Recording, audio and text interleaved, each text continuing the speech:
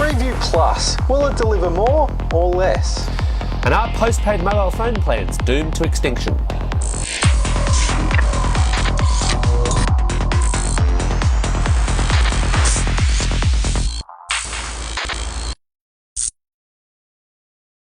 Welcome to Vertical Hold, the tech show where we channel surf through the headlines in search of the big picture. I'm Adam Turner, and I'm here with the man who could kick Chuck Norris's ass in a spelling bee, Alex Kidman. Alex, what's new in tech? Online tailoring firm InStitchu has developed 3D body scanning kiosks, which they're going to install in Australian shopping centres. The idea is that you jump inside, it takes a full body scan of you, and then they can tailor a suit directly to your needs. No word yet as to whether or not you'll be able to throw a 50-cent piece in the side to have a quick peek as people are being scanned. Aussie spent 20% more on digital video services last year than they did the year before, as online players like QuickFlix and Foxtel Play start to find their feet. It turns out they're also one of the highest downloaders of legal services in the world per capita. So while we might be pirates, it seems that when we get a good deal, we are prepared to pay. Apple's finally announced CarPlay, an integration service between mostly high-end vehicles at this stage and its iOS operating system. The idea is that CarPlay brings Siri and music and navigations into the dash of existing cars. It'll be interesting to see which vehicles get CarPlay and how well they relate to Australia's notoriously tough GPS and smartphone usage laws. And also, of course, whether or not they'll make any more sense than just buying a car phone windscreen mount. Melburnians will be pleased to hear that Public Transport Victoria has finally made its timetable available online through an API for services such as Google Maps. But don't run to the tram stop just yet. Unfortunately, they've done such a poor job of it that Google says they can't even use it. So Melbourne still remains the only capital city in Australia without its public transport on Google Maps. Adam, Freeview's recently announced its brand new service, Freeview Plus, but all you're really seeing are minuses, is that right? Well, I'm a bit worried about Freeview Plus. For people who haven't heard of Freeview Plus, it's a new service that's going to be built into televisions and set-top boxes and stuff like that, and it's built on a standard called HBB-TV. This is an international standard for combining broadcast television and video together. And one of the most, probably the most attractive feature that we'll get from Freeview Plus is that we'll have a new EPG, and I think they call it a reverse EPG. So basically you'll be able to call up the EPG, go back to yesterday, say, oh, there's the episode of Doctor Who that I missed, click play and watch it stream straight from iView. That would never happen. I would never, ever miss an episode of Doctor Who. I forgot who I was dealing with. How dare I even play it? Okay, the Dr. Blake mysteries. Perhaps you missed the Dr. Blake mysteries and you say, oh, I'd like to watch that. And you click, rather than stuffing around launching the iView app, blah, blah, blah, you click on it and it pulls it straight from iView onto your television screen. And I love the sound of that. I don't have a problem with that. Yeah, and look, I mean, 7, 9 and 10, they're all working, sorry, and ABC and SBS, all 5 of them are working to get their services to work through this one interface. Yeah, that does sound quite good to me. I use iView quite regularly, but the comfort of your TV and the comfort of not having to call up another smart TV app or things like that, yeah, that sounds great. So where do the problems come in? Well, what worries me is how many devices it will work with. Now, Freeview's had this trouble in the past. They've got a habit of being a bit loose with the truth about what you will be able to do and what you won't be able to do, and it generally seems to be about trying to scare people into thinking if they don't buy a box with a Freeview logo on it, then they're missing out on something. That's basically been Freeview's model from the start. So will they miss out on something? Well, that's what the argument is. I thought it might be different this time because, like I said, HBB-TV is an international standard. And a terrible acronym to pronounce. Yes, and a terrible acronym to pronounce. And it's been built into new televisions this year from the likes of Samsung and LG. I know other players who are building PVRs and stuff in Australia are looking to build it in. So it should work. So I went to Freeview and I spoke to Liz Ross, who's the head of Freeview Australia, and I said, is there any reason why I can't watch Freeview Plus on a box without a Freeview logo? Does it have to have the Freeview logo? And she said, well, we have a Freeview Plus certification process just to make sure it all runs smoothly, right? So we will give some people the Freeview logo if they want to go through that, the Freeview Plus logo. But there's no technical or legal limitation stopping you getting into it. So then I wrote a story that said Freeview Plus will work with non-Freeview gear, because that's what she just told me. It will work. She can't guarantee it'll be perfect, but it will work. The next day they put out a press release saying that I'm being irresponsible and misleading by telling people this.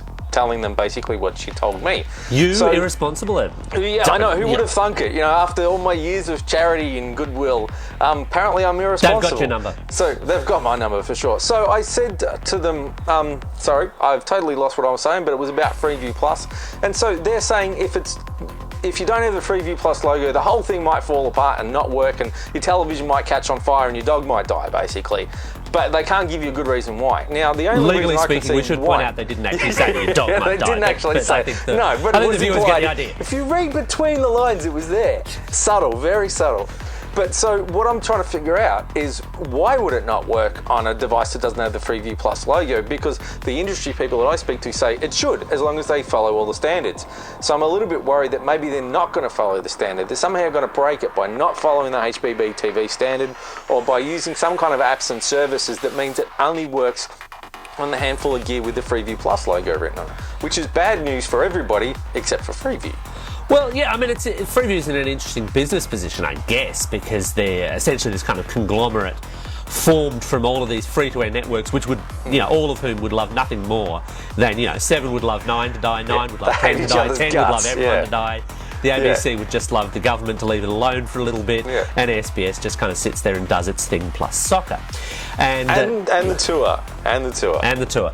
But that bit of terrible stereotyping aside, it's responsible to those networks, and they're the ones, I suppose, who probably don't want people ad skipping, who don't want people fast forwarding quickly through things and stuff like that, who want to be able to control those things, which ultimately are the commercial networks' revenue sources. But you won't easily be able to skip ads on HBB TV. And my understanding at the moment, there's no even law that says how many ads you can cram into this thing, because it's not broadcast television. So it's a whole new platform for them. And I think they'd be more worried about getting as many people watching it as soon as possible rather than ad skipping. So you'd think they'd want it to work on as many things as possible. The TV makers would want it to work on as many things as possible. Viewers would want it to work on as many things as possible. I don't know that I agree, because, not that I'm saying that I want more ads. Believe me, I don't want more ads. But no, the thing to realise here, I think, is that the viewer of commercial TV is not the consumer of commercial TV.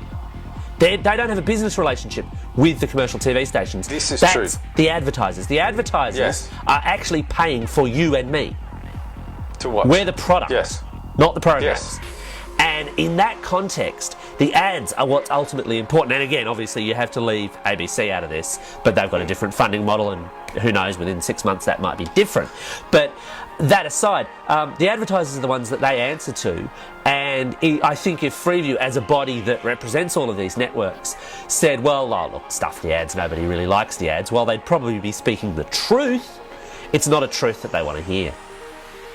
I see the point that you're making, and I understand why they want to stop ad skipping, but to cripple the Freeview Plus service so it only works on a handful of devices is to totally miss the point. They need to think big picture. Last year, Freeview came out with a new EPG. It only works on 2 or 3 PVRs. It's totally dead in the water. They're not even going to bother selling more PVRs that support it now.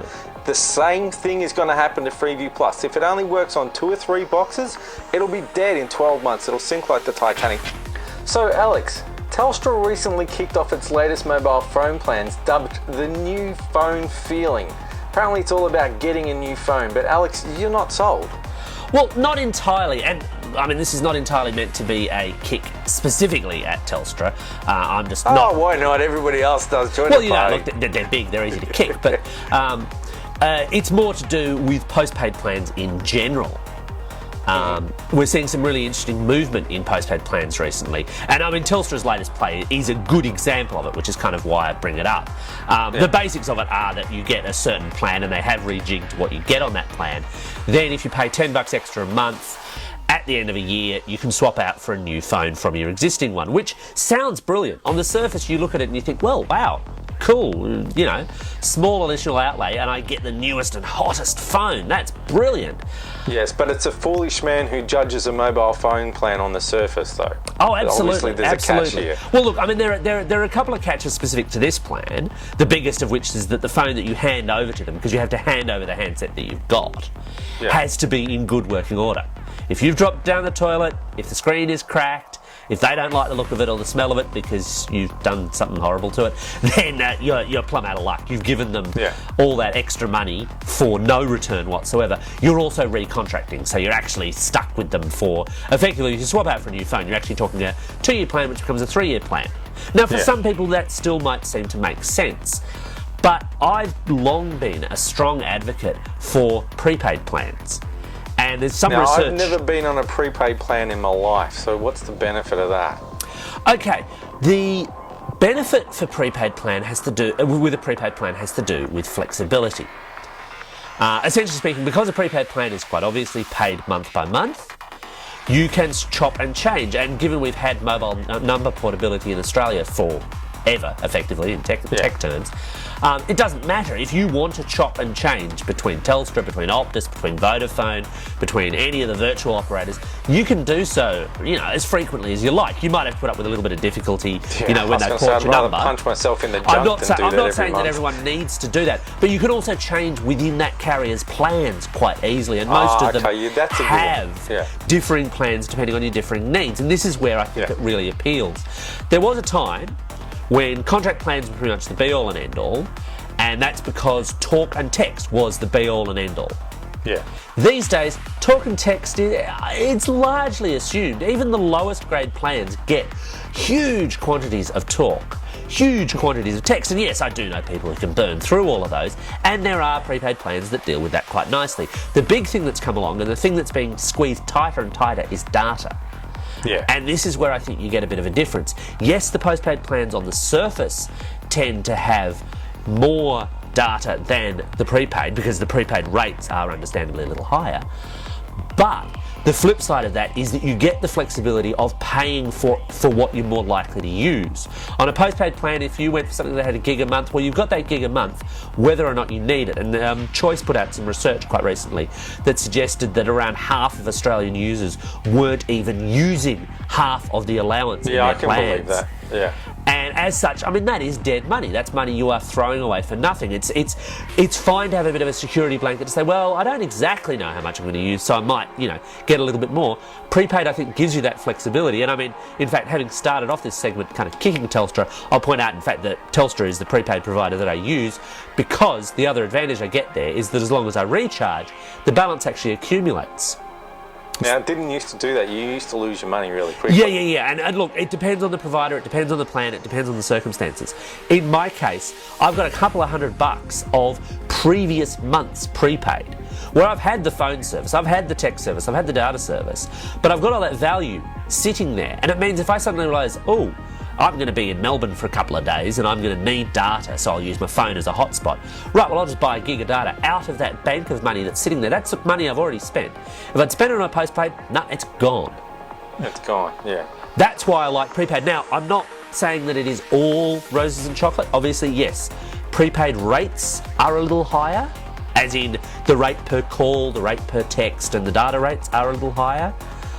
But I still think you get that flexibility, and even, again, I suppose to get back to the new phone plan thing, you hand a good, nice, working phone over to Telstra and they give you an equivalent one.